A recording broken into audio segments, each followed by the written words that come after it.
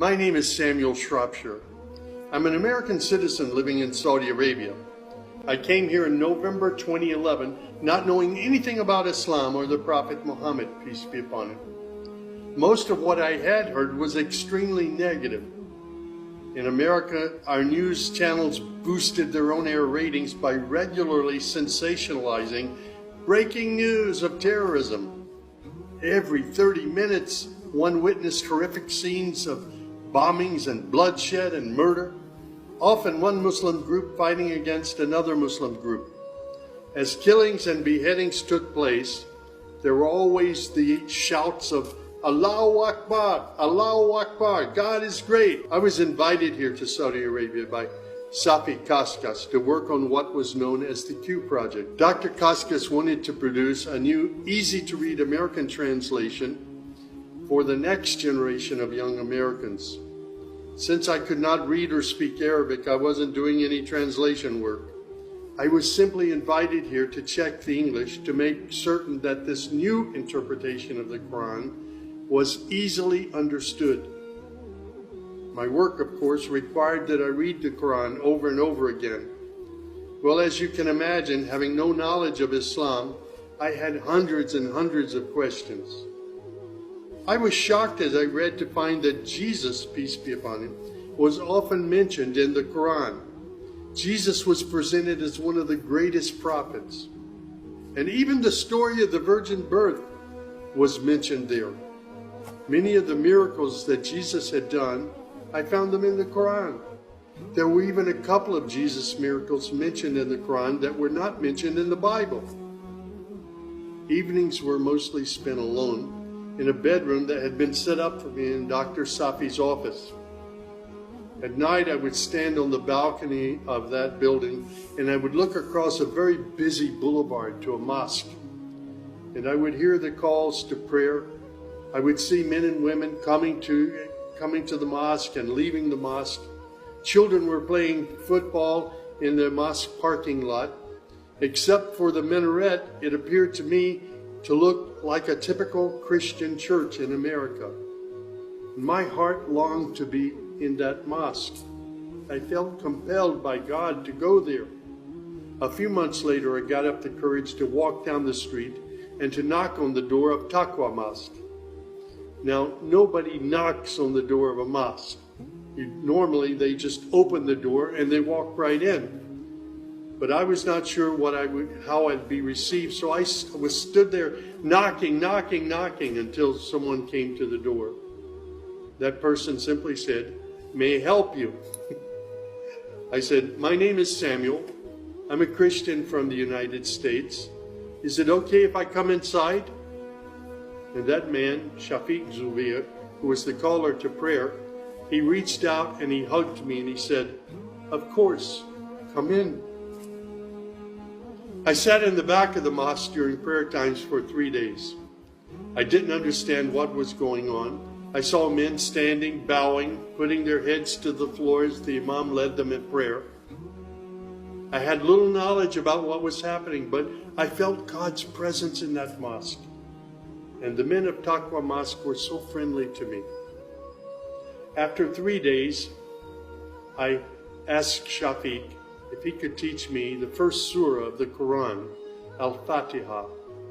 This was a necessary element in praying the 5 daily prayers. I was memorizing sounds, but I didn't know what the sounds meant. So I started comparing them with an English translation I had, and I realized that there was nothing in Al-Fatiha that was inconsistent with Christian teaching.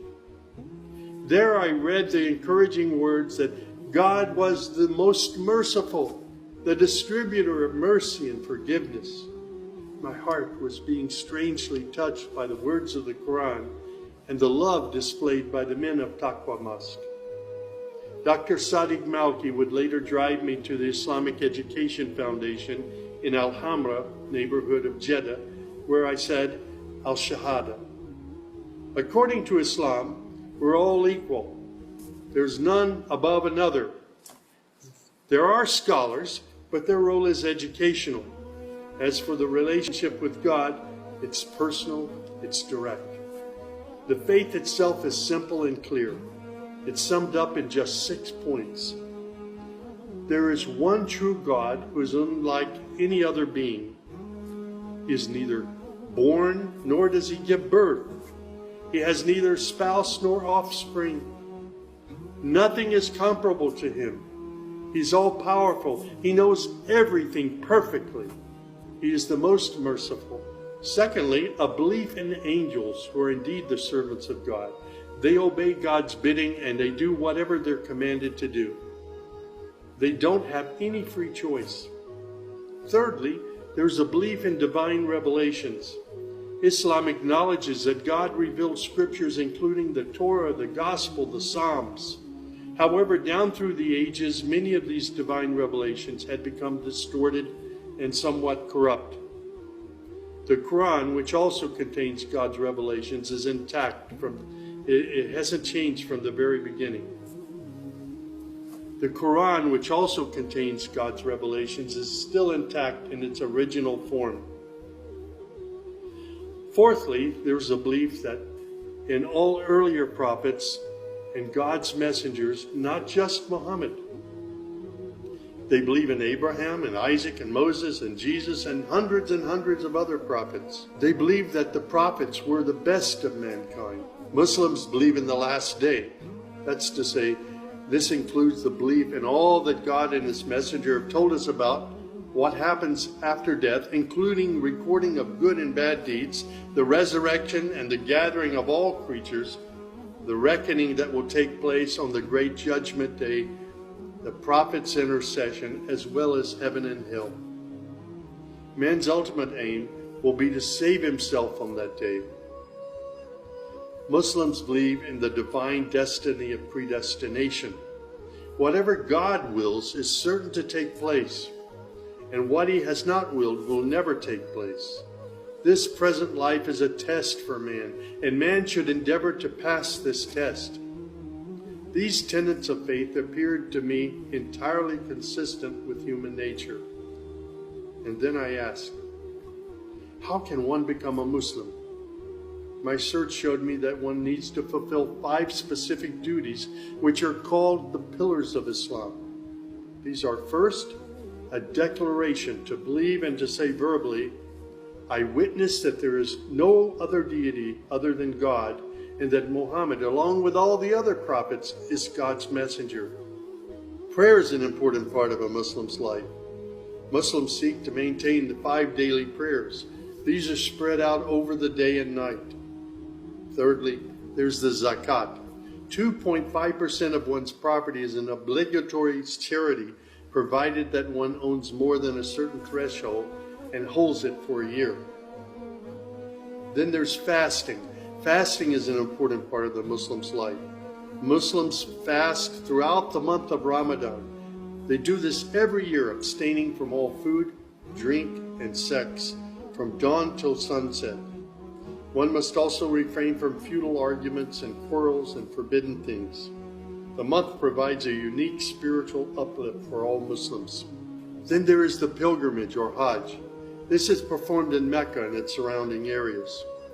It's a duty to fulfill this pilgrimage once during one's lifetime, provided that one is physically and financially capable of doing so. People often ask me, Sam, how did you become a Muslim? In the church was a library, and in that library were children's books. One of the books my mother got over and over again was called The God of Abraham.